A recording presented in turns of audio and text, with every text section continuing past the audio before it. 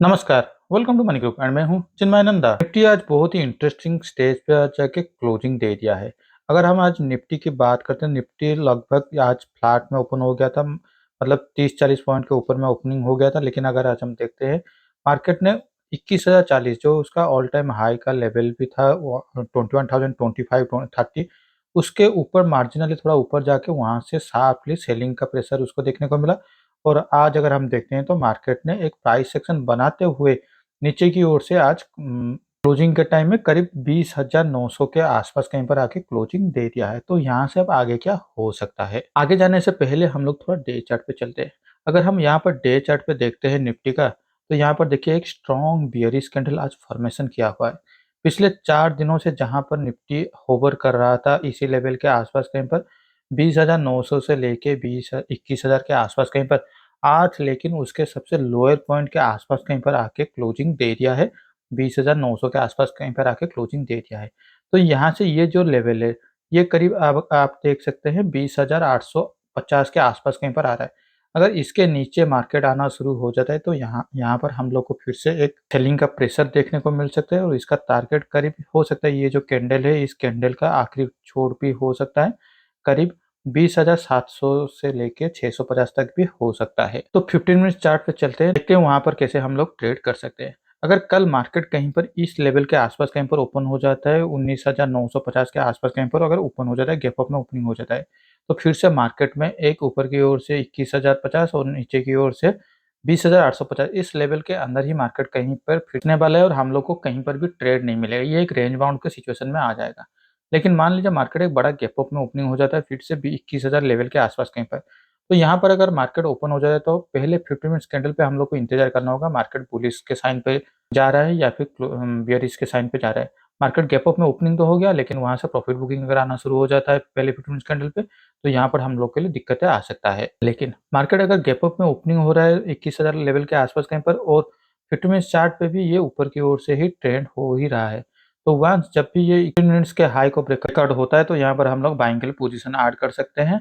और सबसे अच्छा पॉइंट यही होगा कि अगर 21,040-50 के आसपास कहीं पर अगर ब्रेकआउट देता है तो ये आप लोग के लिए सोने पे सुहागा होने वाला है। लेकिन गैप अप में ओपनिंग होकर नीचे आता है या फिर 20,950 के आसपास कहीं पर भी ओपन हो जाता है, तो हम लोग के लिए ये नो ट्रेड जोन बन जाएगा और हम लोग को इंतजार करना होगा। आइदर ये नीचे की ओर से ये जो लेवल है 20,850 इसको तोड़ता है, या फिर फ्लैट में ओपन होते ही ये नीचे की ओर से आता है, तो ही जाके हम लोग बेयरिश के लिए साइड के लिए प्लान आउट करेंगे। और यहाँ पर भी ज़्यादा से आपका टारगेट ज़्यादा से ज़्यादा इस लेवल के आसपास होना चाहिए, 20,800 के आसपास पहला टारगेट होना चाहिए।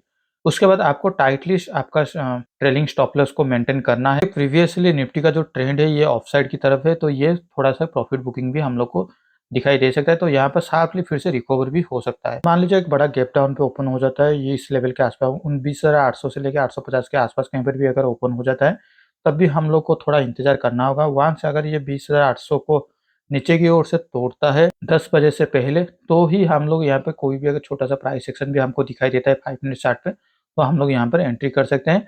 उस केस में आपका ज़्यादा से ज़्यादा जो टारगेट होगा वो करीब इस लेवल के आसपास कहीं पर होना है, 20,700 के आसपास कहीं पर ये होना है। तो चलिए अब देख लेते हैं बैंक निफ्टी का। बैंक निफ्टी में भी डेली चार्ट पे पहले चलते हैं। डेली चार्ट पे अगर हम लोग देखते हैं तो कंसेक्यूटिवली ये दूसरा दिन है जहाँ पर हम लोग को फिर से एक बेयरिश कैंडल देखने को मिल रहा है। यहाँ पर देखिए एक ग्रीन कैंडल बना हुआ है, लेकिन ये हैमर कैंडल बना हुआ है डे चार्ट पे, और आज के टाइम पे ये एक बियरिश कैंडल बना हुआ है। तो दोनों निफ्टी और बैंक निफ्टी दोनों में एक बियरिश कैंडल बना हुआ है, तो यहाँ पर पॉसिबिलिटी यही बढ़ जाता है, तो मार्केट में थोड़ा अभी गिरावट होने का चांसेस प्रोबेबिलिटी ज़्यादा बढ़ जाता है। अगर बैंक निफ्टी का अगर हम बात करते हैं तो बैंक निफ्टी में जो उसको टारगेट नेक्स्ट सपोर्ट देखने को मिल सकता है वो करीब 46,800 के आसपास कहीं पर आना है, और उसके बाद 46,400। तो 15 मिनट्स चार्ट पे चलते हैं, देखते हैं मार्केट यहाँ से क्या मूवमेंट हो सकता है। अगर मान लीजिए मार्केट अगर कल फिर से फ्लैट में ओपन हो जाता है, तो ये सारे जो लेवल है 46,800 से लेके ऊपर की साइड पे ये जो 47,400 इसके अंदर कहीं पर मार्केट फिर से घूमने वाला है। अगर मान लीजिए मार्केट का एक बड़ा गैप अप में ओपनिंग हो जाता है करीब 47,200 के ऊपर, तो हम लोग को यहाँ पर इंतजार करना होगा। कोई भी अगर 5 मिनट चार्ट पे अगर यहाँ पर ऊपर की ओर से प्राइस एक्शन दिखाई देता है, तो ही जाके प्राइस एक्शन के बाद हम लोग को यहाँ पर एंट्री करना है। और 47,400 के टाइम पे आसपास पे थोड़ा हमको कॉशियस रहना है, क्योंकि यहाँ पर मार्केट ने एक साइडवेज मार्केट में गया था और वहाँ से ही उसको शार्प सेलिंग आज भी दिखाई दे रहा था।